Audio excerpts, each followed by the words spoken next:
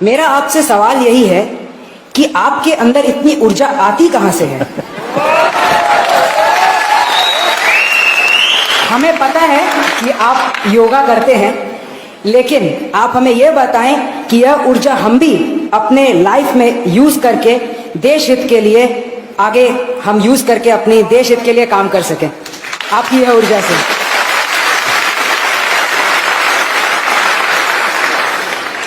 इसके कई जवाब हो सकते हैं।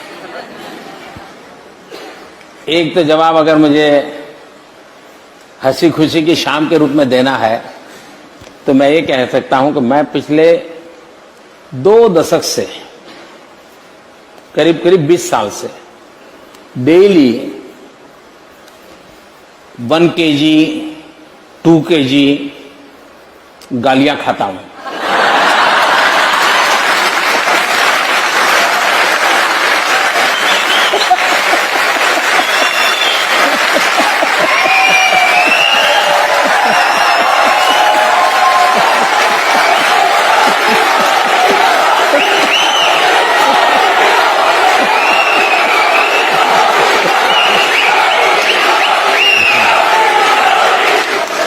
लेकिन सीधी सीधी बात मैं बताता हूं सरल। एक पुरानी शायद घटना आपने सुनी होगी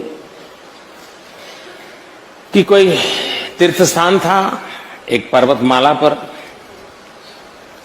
और तराई के अंदर कोई संत महात्मा बैठे थे, और एक 8 साल की बच्ची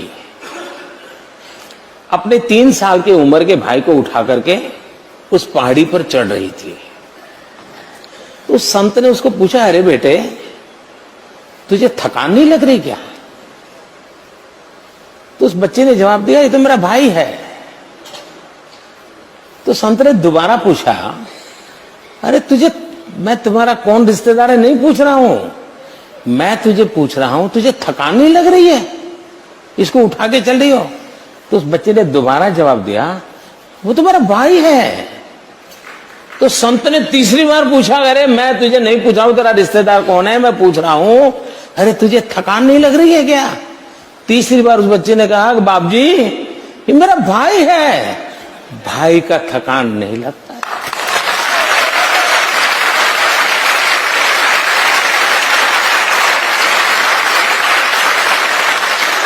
मेरे लिए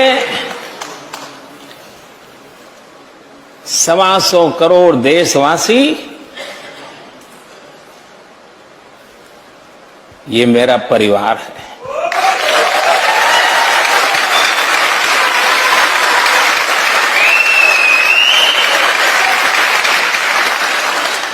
जिस पल आप अपने जीवन में देख लीजिए, जहां पर आप अपनापन अनुभव करते होंगे, कितने ही थक करके आए होंगे, सोने का मन करता होगा, शरीर साथ नहीं देता होगा, लेकिन टेलीफोन आ जाए कि आपके भतीजे को कुछ हुआ है, अस्पताल है, सारी थकान मिट जाती है। स्कूटर लेकर के आप भागते हैं, रात भर उसकी सेवा में लगे रहते हैं। क्यों? आपका अपना है, थकान मिट जाती है, आप स्वयं जुट जाते हैं। मेरी जिंदगी भी हर पल शरीर का धर्म करता ही है, लेकिन उसी पल मुझे ध्यान में कोई अपनों के लिए, कभी त्रिपुरा से कोई खबर, कभी केरल से कोई खबर, कभी दिल्ली से कोई खबर, तो फिर मन करता है, अरे उठो यार, चलो दौड़ो।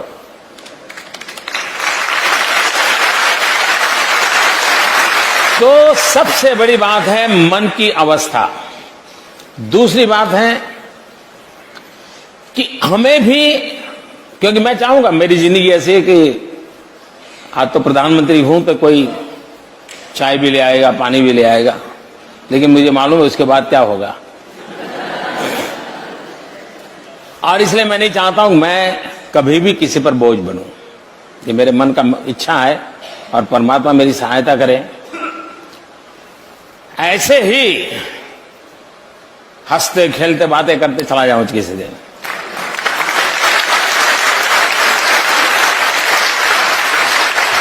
जिंदगी में किसी पर बोझ न बनूं, और इसलिए शरीर को जितना फिट रख सकता हूं, शरीर से जितना काम ले सकता हूं, जितने नियमों का पालन कर सकता हूं, जितना भी मैं सीख पाया हूं, उसको मैं जीने का प्रयास करता हूं। और मैं सभी नौजवानों से कहना चाहूंगा कि विरासत में बहुत कुछ मिल सकता है, लेकिन अपने आप को फिट रखना, ये अपने माँ बाप की विरासत के ऊपर भरोसा नहीं रख सकते, वो आपको अपने आप करना पड़ता है जी। वो विरासत में आपको ऊंचाई दे सकते हैं, विरासत में चमड़ी का कलर दे सकते हैं, विरासत में बढ़िया आंखें दे सकते हैं, नाक नक्शे दे सकते हैं, लेकिन भीतर की तबीयत तो आपको संभालनी ही होती है। और मेरा अनुभव कहता है कि एक डिटैचमेंट जो होता है वो अपने आप एक बहुत बड़ी ताकत होता है। और दूसरा, नियमों से जिंदगी जीने से आप जिस काम के लिए निकले हो उस काम के लिए अपने आप को योग्य बना सकते हो। हमने जहां है वहां किसी पर बोझ नहीं बनना चाहिए। हो सके उतना हमने जीवन ऐसा जीना चाहिए कि कभी किसी पर बोझ न बने। और ये फिटनेस मंत्र तो आपने दे ही दिया कि फिटनेस विरासत में नहीं मिलती। हाँ ये तो आपने यूज खुद ही करनी पड़ती है।